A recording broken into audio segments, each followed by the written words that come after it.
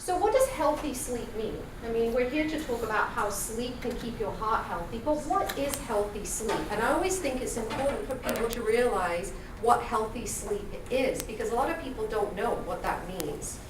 So 7 to 8 hours, studies have shown if you sleep less than 4 hours, your increase of dying at an early age increases.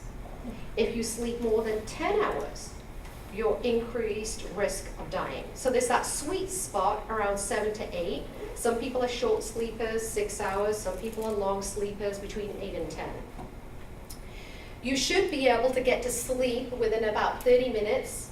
1 or 2 awakenings at night is normal. There's no such thing as like sleeping like a baby throughout the night. I mean, babies have diapers, they can pee at night if they want. We as adults get up and go to the bathroom. So 1 or 2 awakenings at night is okay. And then there's a rhythm to our sleep, right? I mean, when it gets dark, we want to go to sleep. When it gets light, we want to wake up. And in a 24-hour period, there should be that rhythm. Again, like babies, every 2 hours, waking up, going to sleep is not healthy for the body. And the heart needs to see some sort of rhythmic pattern of when you're awake and when you're asleep. You wake up in the morning and you should feel like, hey, I'm ready to go. You shouldn't wake up like dragging. And you know, the longer you're awake, I know this sounds silly, but the longer you're awake, the more tired you should get, not more awake. So how does the sleep affect your heart? So we talked about that. Any of these things, high blood pressure, atrial fibrillation, coronary artery disease, heart failure, pulmonary hypertension, strokes, sleep affects all these things, and I think Dr. Boehm will talk a little bit more about that. So what's happening to our heart when we sleep? So what I like to think of sleep is in 2 phases. There's one stage of sleep called non-REM, and there's a stage called REM. We spend about 3/4 of the night in non-REM sleep. So what happens in non-REM sleep? That's when we can look at your brain here and kind of figure out what stage of sleep you're in. That's when your heart rate goes really low, your breathing becomes really low, and your body is in a state of what we call parasympathetics, meaning everything is just slowed down. And that's why we tell people not to have a heavy meal close to bedtime, because even your GI system slows down, and if you had a heavy meal, you're not going to do well because you're going to keep waking up, right? Because your body's going to say, hey, digest that food. Then there's 25% of our sleep, which is REM. That's the dream stage. Now for the heart, that part is very important, because what happens? When you're dreaming, your body is paralyzed, but inside your brain and your heart is very active. That's when your blood pressure goes up, that's when your heart rate goes up, and that's when your breathing can increase or decrease. I mean, think about it, your brain is dreaming. You might be running away from that dog that's chasing you, or you might be swimming in that ocean. I mean, you know, dreams that you're having, your heart will respond to those images.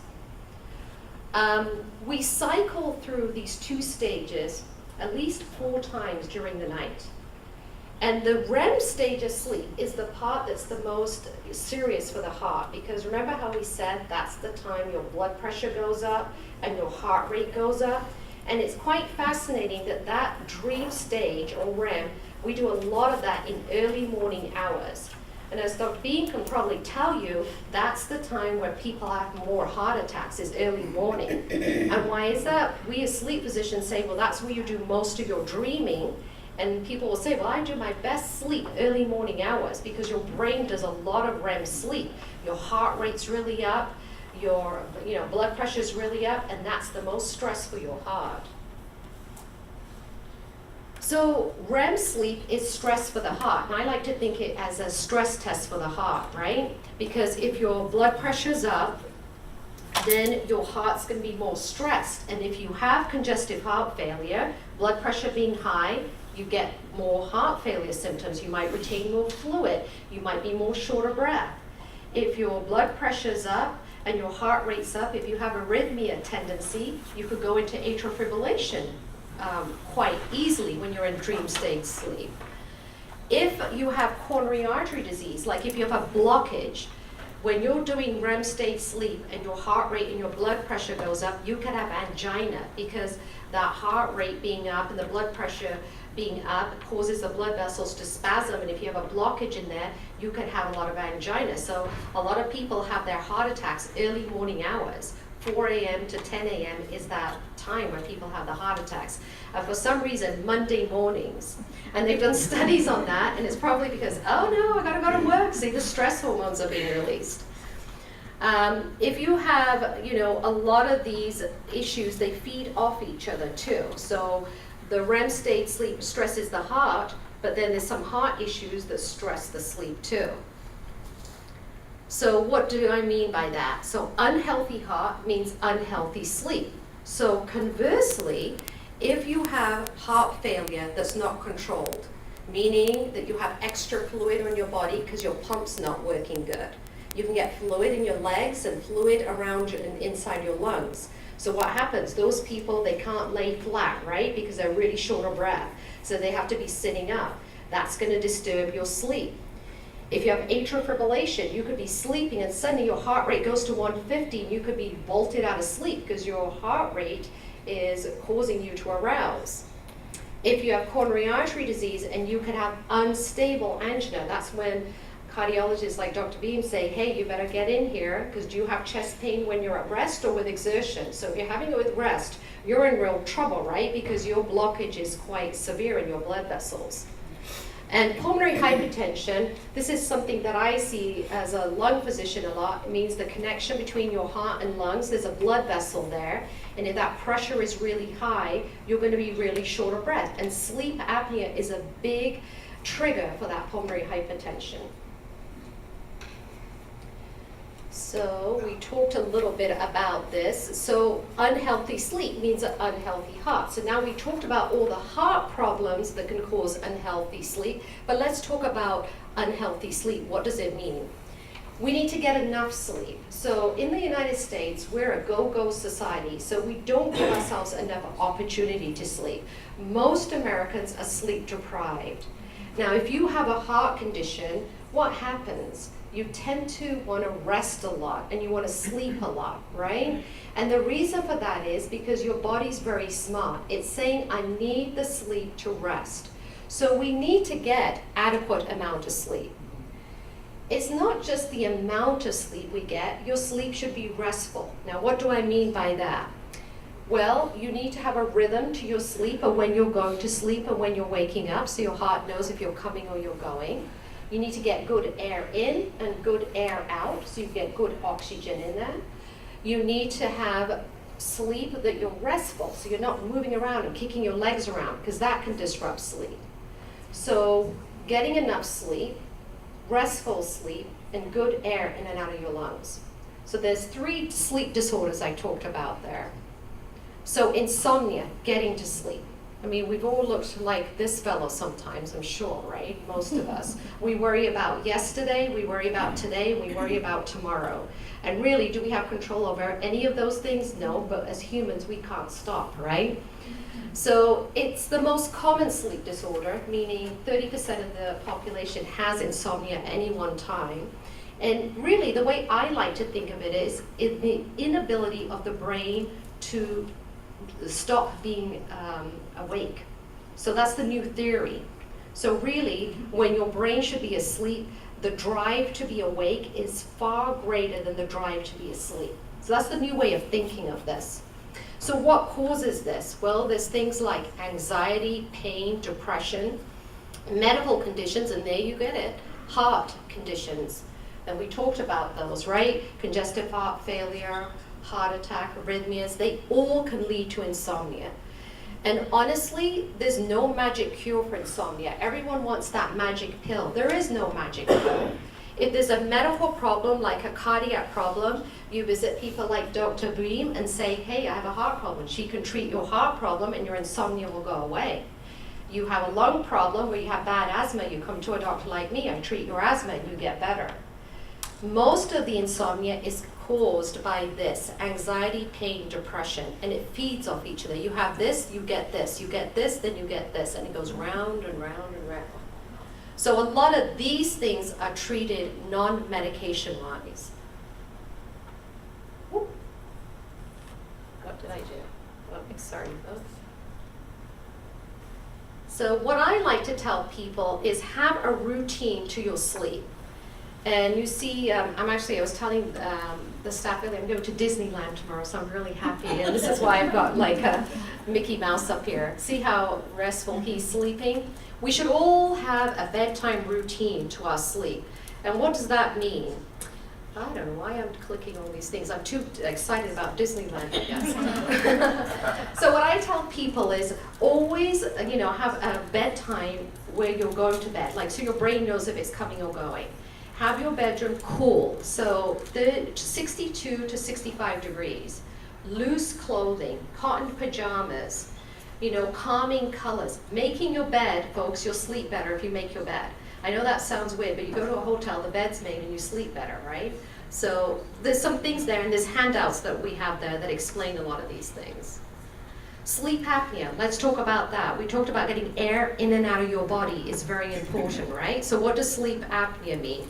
Means that basically the back of the throat is collapsing again and again, so you're not getting air in and out when you sleep. Now what happens if you don't get air in? Body oxygen goes down, the heart likes to have oxygen, that's fuel for it, right? So if it doesn't have oxygen, what is it going to do? Heart failure, arrhythmias, a lot of the problems that we talked about, high blood pressure. We need to look at risk factors for sleep apnea, and there you have it. Age, if you're male, if you're obese, and if you have CHF, AFib, stroke, any of these things, your chances of having sleep apnea increase at least by 50%, and in some of these disease processes like AFib, up to 80%.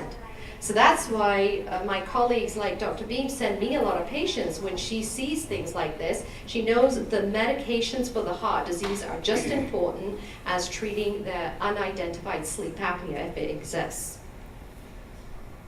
Sleep tests, they may be necessary if you have sleep apnea, so there's a handout there that you can actually fill out and assess your risk for sleep apnea. And if your risks are pretty high, then you may need a sleep test. If the sleep test shows that you have sleep apnea, it's treated by weight loss or CPAP or surgery. There's a whole bunch of things we do to assess the best way to treat you.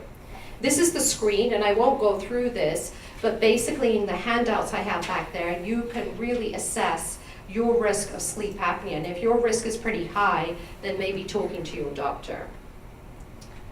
Here's a sleep test, and I just wanted to show this because this is a test where there's a lot of lines here, but let me show you. Dr. Boehm's going to be better at doing this than I am. Anyway, so there's a lot of squiggly lines. This is someone who stops breathing quite a bit. Look at all those squiggly lines. This is low oxygen. So right about here, they got started on this machine. And as they get started on this machine, look at all these lines. They go away. This goes away, but what's important here, this is stage of sleep. This is lighter stages of sleep. Then this person goes, wow, I'm getting oxygen. The brain goes right into dream stage. Look at all that dream stage sleep in the latter half of the study. So it really does work. Here is someone whose heart stops. There's a big pause. This is EKG, like this is the heart beating. They have an apnea. What happens? Look at the stress on the heart. And I one time had someone call me and said for 60 seconds the heart stopped at night because the heart wasn't getting enough oxygen. Here is another person, and this person's stopping every 6 seconds in their breathing when they sleep. Here's someone who's got heart failure. So in heart failure, we see things like this. This person's breathing, then they stop breathing, stop breathing. That's called central apnea, where the brain forgets to breathe, or the heart's disease and the signal doesn't get to the lungs quick enough. Restless leg. I love this cartoon. Severe case of restless leg. That's what that says. So restless leg is that creepy crawly feeling, and you get that creepy crawly feeling throughout the night, and it wakes your brain up. Brain wakes up, that disturbs your sleep, stress on the heart. And how is that diagnosed? Mostly by history, and treatments are iron deficiency, you replace the iron. If you are intaking a lot of alcohol or smoking a lot, you treat that. So you treat the cause, and that usually takes care of it. So bottom line, I always tell people sleep is like a pillar of health, right? Exercise and diet, and people always forget sleep. But all the folks in here who have any cardiac issues, your sleep, I always like to tell people, is just as important as taking your cholesterol medicine, your blood pressure medicine, or your diuretic. And there are studies that show again and again, if you have sleep apnea and cardiovascular disease, or any sleep disorder that you're not effectively treating or getting healthy sleep, your risk of dying is 2 to 3 times. So you can improve your survivability with heart disease if you sleep well. So what I tell people right down here is another take-home message. If you have poorly controlled congestive heart failure, high blood pressure, history of a heart attack, pulmonary hypertension, talk to your doctor, do that survey and see if you have sleep disorder breathing.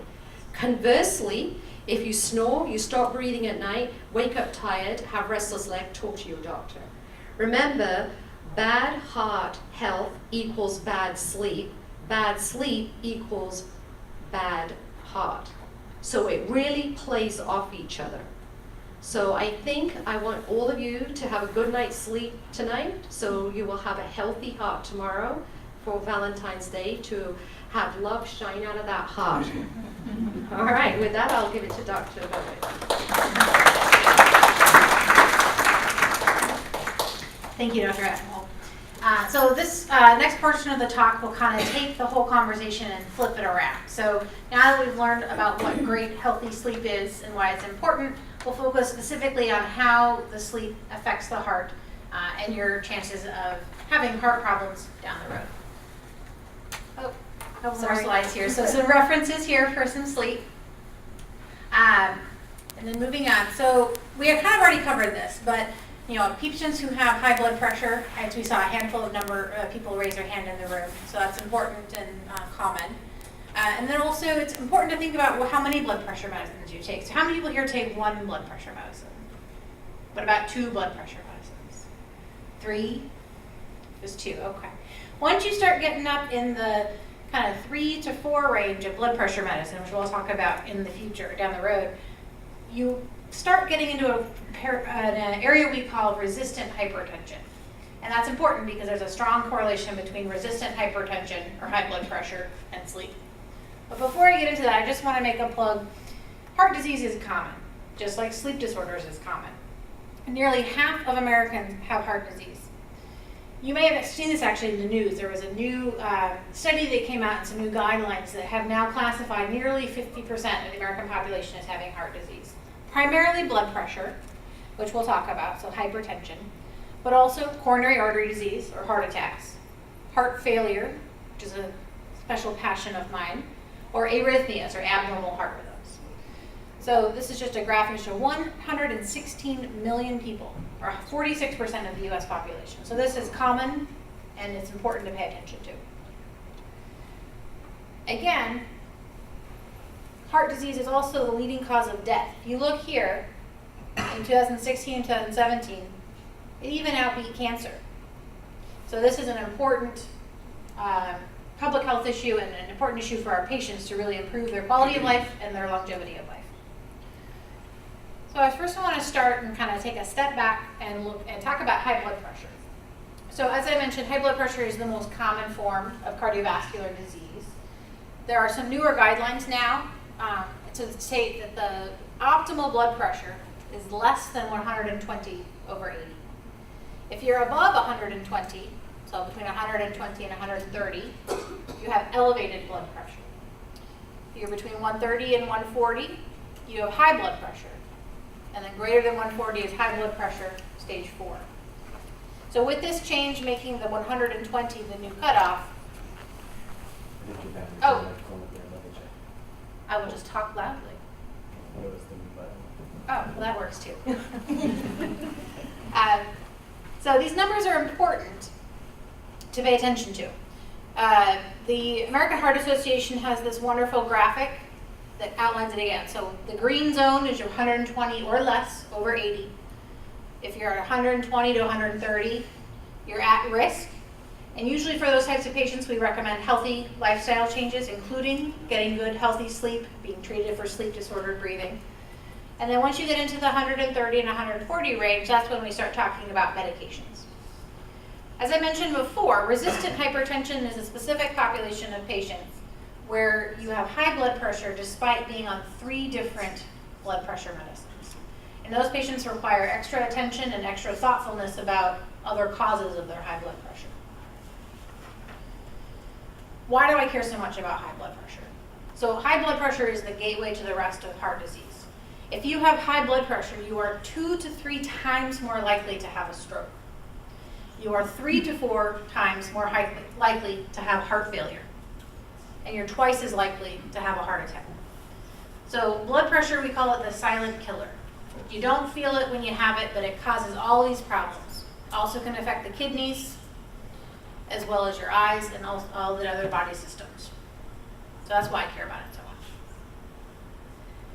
And so okay, we know that controlling the blood pressure is important. How do we get it under control? Well, in addition to medications, there's also lifestyle changes that really do make meaningful changes.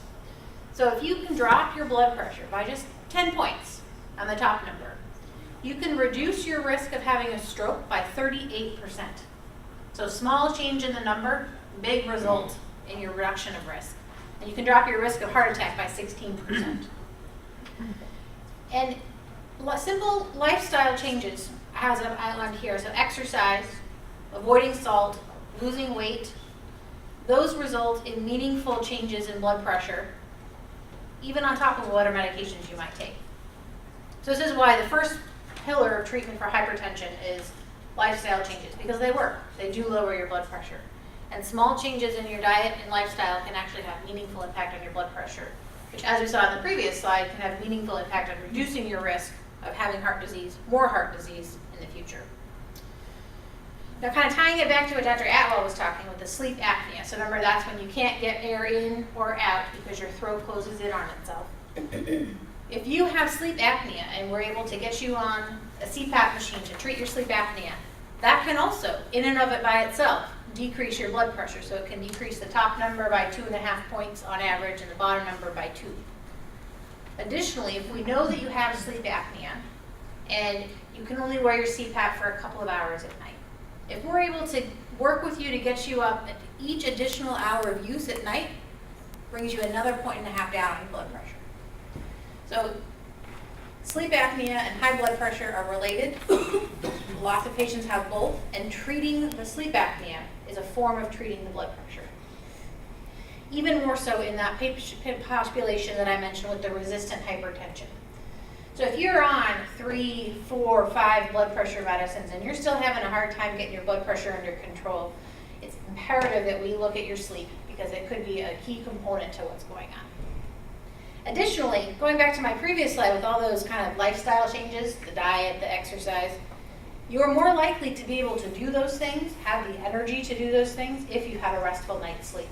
So that also plays into it. Now I want to move on to heart failure. So how many people in the room here have heart failure? I think I saw a few hands earlier. Not anymore, okay. Well, that's good. Heart failure comes kind of in 2 flavors that we talk about. So we have heart failure with reduced ejection fraction. So that's when the pump of your heart is weak. There's also heart failure with preserved ejection fraction. So the heart is stiff and it still can't pump blood forward. So why am I talking about heart failure in a sleep lecture? Well, that's because we know that patients with heart failure, as Dr. Atwal outlined, they have sleep disordered breathing. They have trouble breathing at night. Additionally, the risk factors for heart failure, namely age, high blood pressure, obesity, those are the same type of risk factors that Dr. Atwal outlined as risk factors for sleep apnea. And this is just a graphic here to show that as people get older in life, so 80 plus, the patient population with heart failure increases. So this is a disease of aging as well. The current estimate is that 1 in 5 Americans will develop heart failure in their lifetime, so 20%.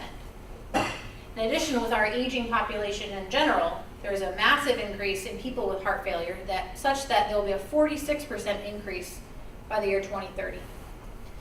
So like I mentioned, due to the aging population, then we're also getting better at treating all the other cardiovascular diseases, like heart attacks and whatnot. Those patients are living longer, and now we're helping them manage their heart failure. Heart failure is also important because once you've been diagnosed with heart failure, about half of the patients have a life expectancy less than 5 years. So this is an important disease that we need to identify and treat because it has a meaningful impact on people's lives. Going back to sleep, so Dr. Atwal mentioned, I'm sorry that it's so tiny, but she had mentioned the obstructive sleep apnea. So that's my throat closes, I can't get air in or out. That is prevalent, and up to 50 to 75% of patients have sleep disordered breathing, including sleep apnea. But you can also develop a form of sleep problems called central sleep apnea. Dr. Atwal mentioned this briefly, but basically that's when the connection between the brain and the lungs doesn't work, and the brain kind of forgets to breathe. So breathe really fast and then really slow, and really fast and really slow. And we know from large studies that there is a strong correlation between poorly controlled, untreated heart failure and this what we call Shane-Stokes or central sleep apnea. And treating both is very important.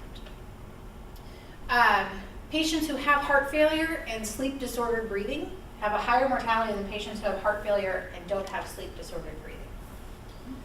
And then, as Dr. Atwal mentioned, there's a lot of work being done to look at the level of stress hormones and how they interplay with the heart health and sleep. So when you don't get good sleep, your stress hormones are high, and that can affect your heart failure and your heart function.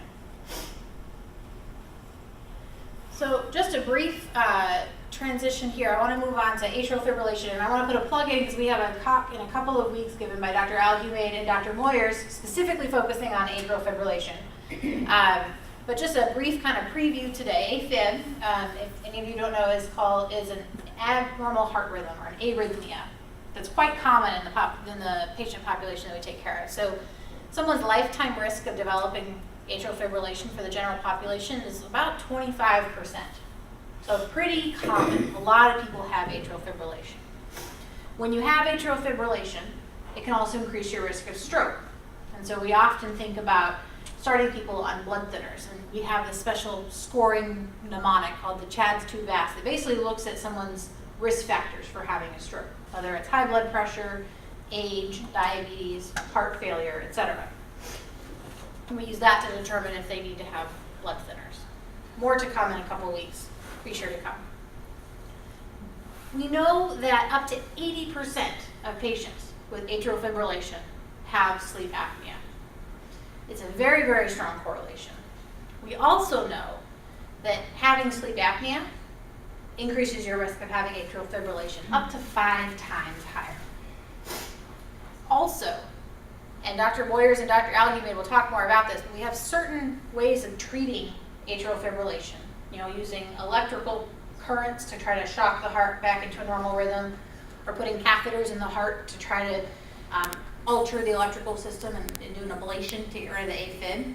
The chance of either of those interventions being successful in getting rid of the AFib is markedly impacting whether or not you have sleep apnea. So if you have sleep apnea and you don't treat it, after a cardioversion, you're 80% chance of going back into it. By treating your sleep apnea, you can cut that in half and go to 42%. So it's very, very important to look at the whole picture, especially when you're dealing with atrial fibrillation. Moving on to another pillar of heart disease is coronary artery disease or heart attacks. So this graphic here kind of outlines it nicely.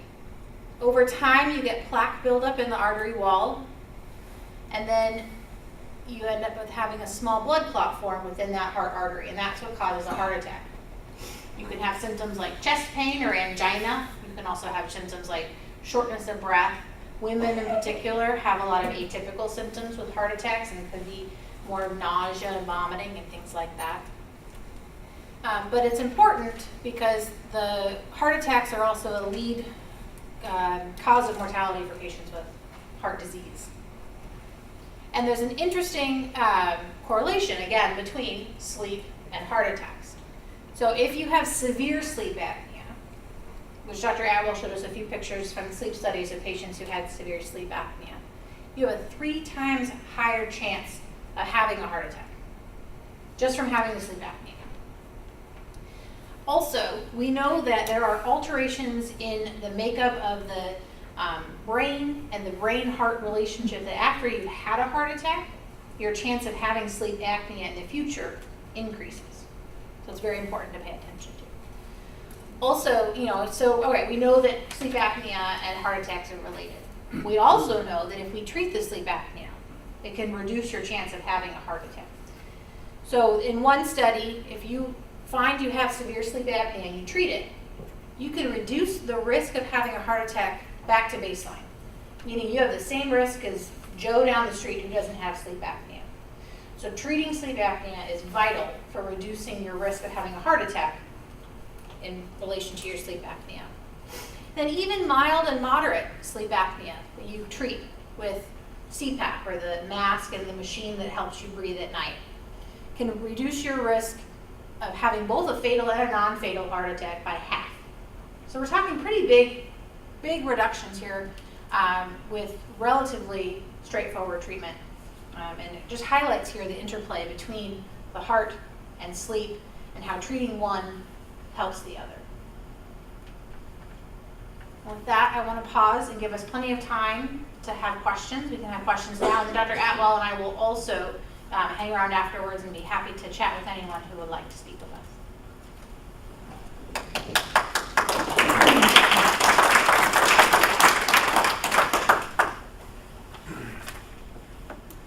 Any questions from anyone? Yes. My husband's up in ICU, and he has all of those things that happen to him. Diabetes and heart attack, and I knew he had sleep apnea because he snores so bad, but he wouldn't go and get a sleep study. And I think it's really important. So I'm sitting down here trying to convince myself that I probably have the same thing. And I need to, but I have restless legs really bad. And that's hard to control. Yeah. So I think, as physicians, we don't do our patients a lot of justice. When we see patients, I always tell primary care physicians, you ask if your patient's wearing a seatbelt, do you drink, do you smoke, do you have high blood pressure? But very few physicians ask, how are you sleeping? And I think it starts, and what I always tell people, when I used to give these lectures 10 years ago, I used to say 90% of sleep apnea patients are undiagnosed. 10 years later, I'm saying 80% are undiagnosed. So we haven't gone too, far. So what I try to do with these lectures that Dr. Boehm and I are doing, we're trying to tell people out there, if you snore, so I'm just going to ask 5 questions right now, and I'll tell you how many people in this room are high risk. Who snores at night? Who is tired in the daytime more than they think they should be? Who has been told by a spouse or a significant other that sometimes you hold your breath at night? Who has high blood pressure? Now, if you answered yes to 2 or more of those questions, you could be at risk for sleep apnea. It's simple as that.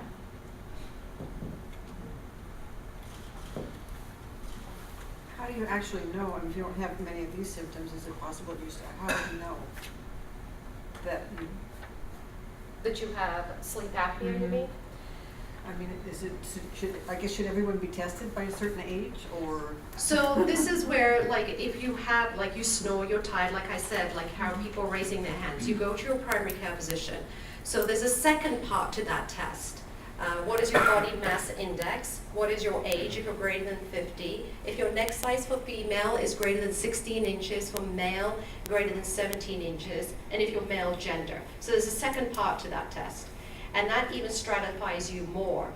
Then your physician will probably assess all your risk factors and say, we need to do a sleep test. They did this several years ago where they had a sleep physician say, this patient's telling you A, B, C, and D. Do you think they have sleep apnea?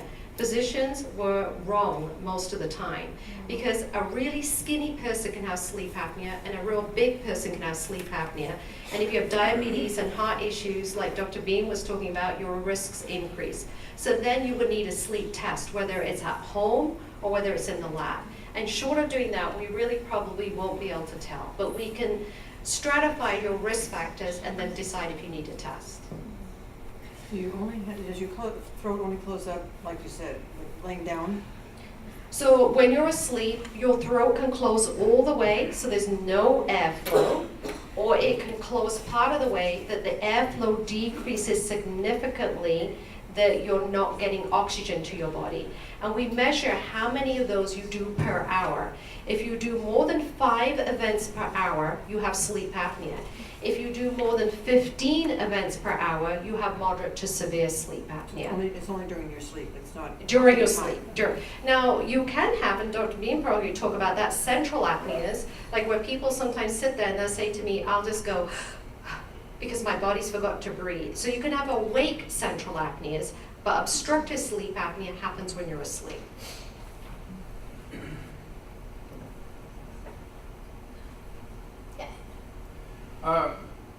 About 25 years ago, I was diagnosed with obstructive sleep apnea, so I had an operation so that I didn't have to use the CPAP anymore. And then 11 years ago, I had my aortic valve changed out.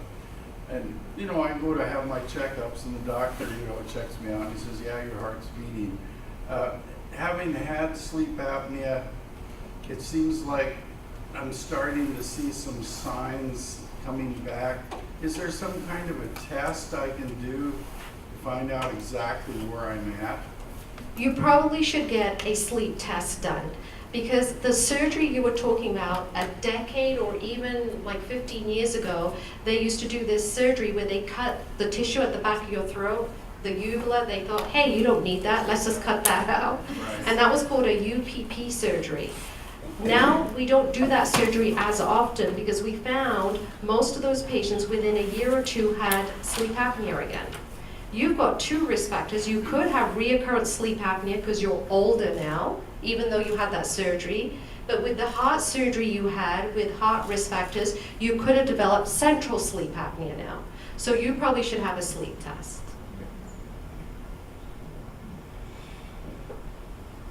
Any other questions? And I can't stress enough what Dr. Beam said about atrial fibrillation. And these guys are excellent at doing that. I mean, when your heart doctor is treating you, and Dr. Malloy, who's a surgeon who does the surgeries, they actually will screen people for sleep apnea before they do your heart surgery. You know why?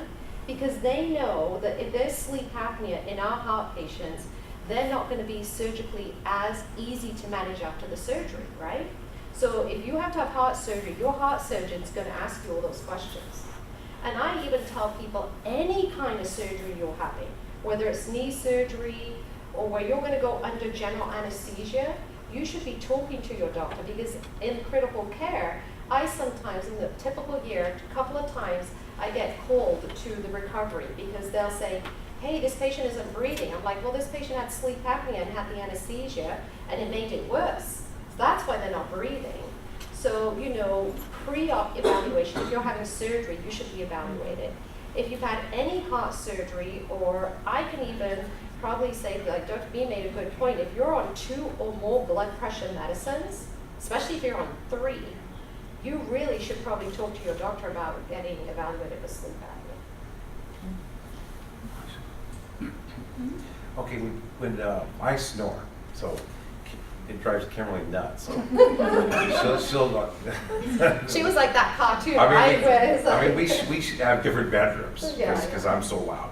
So now I was reading a thing that said, like, if you drink, sometimes that causes you to relax those muscles in the back of your throat as well.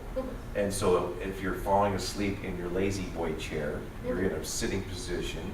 So that's kind of how it kind of works. If you're watching a movie, fall Right. asleep. right. Now, if you lay on your side, do you still snore as much? Does it still, because your body's now turned, so you're not really, the gravity thing is not really working. You know what I'm saying? Yeah, yeah. Does you still, so you're gonna snore either way, side or on your back? So you bring up several points. So what makes sleep apnea worse, right? Right. So it could be just the way God made you. This is the roof of your mouth, the base of your tongue. Like Right. if God made you like this, you could be 90 pounds and you're gonna have Right. sleep apnea. You might be 300 pounds and your throat's like this. You might not get sleep apnea, right? So weight, bigger neck size, If you have alcohol close to bedtime, absolutely. Every single one of us here, even if we have sleep apnea or not, if you have alcohol close to bedtime, you're a little more congested, Right. you have a little bit more going on with the relaxing of the throat. So I always tell my patients, if you're going to drink alcohol, try to avoid it 2 hours before bedtime. And drink, like if you're having one alcohol, have 2 glasses of water with that. Right. Because it is going to make it worse. And you're 100% right. If you're laying flat, gravity's acting like that, it is going to make things worse. Right. And as a matter of fact, in the lab, we see that. Sometimes people have, like, stop breathing 15 times an hour. As soon as they flip on their side, that number goes down to 7 times an hour Right. because gravity's not acting on it. So yes, alcohol will make it worse, and sleeping on your back will make it worse. What is a heart murmur? It's an excellent question. So a heart murmur is a term that is used to describe any time we hear abnormal blood flow through the heart. Often it's caused by heart valve issues, either a narrowed heart valve or a leaky heart valve. And sometimes it's just an innocent heart murmur that is because the blood's just flowing extra fast through your heart. Generally, the best way to determine what's causing the heart murmur is to do an echocardiogram, which is basically a sonogram or an ultrasound of your heart.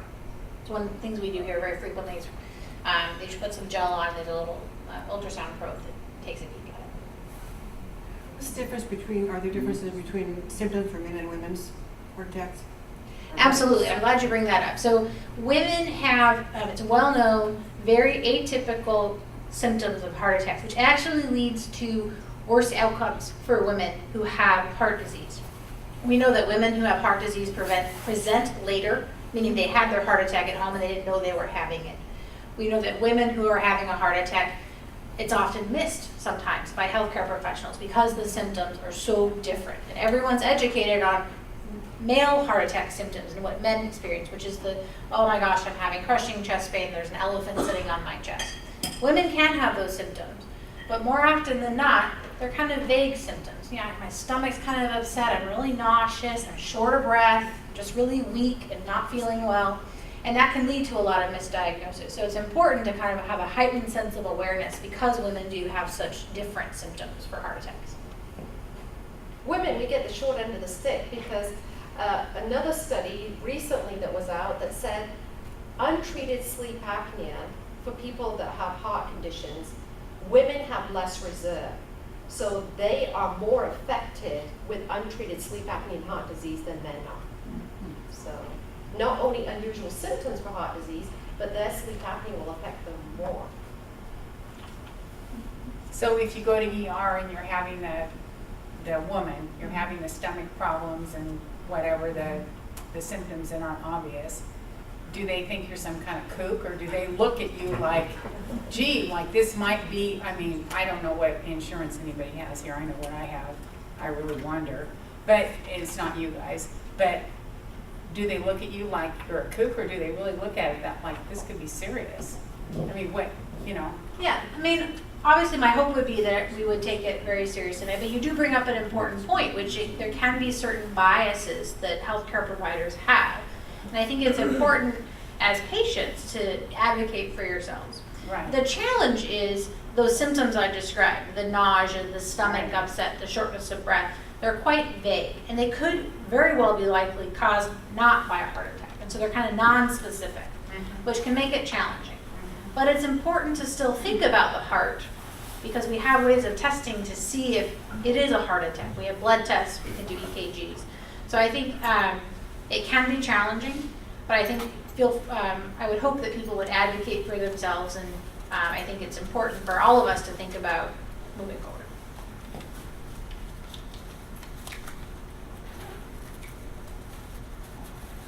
I think everyone agrees that we sleep well, our heart will be healthy. We keep our heart healthy, we'll sleep well. Absolutely. Oh, I think Jim's coming up with the raffle. Uh-oh.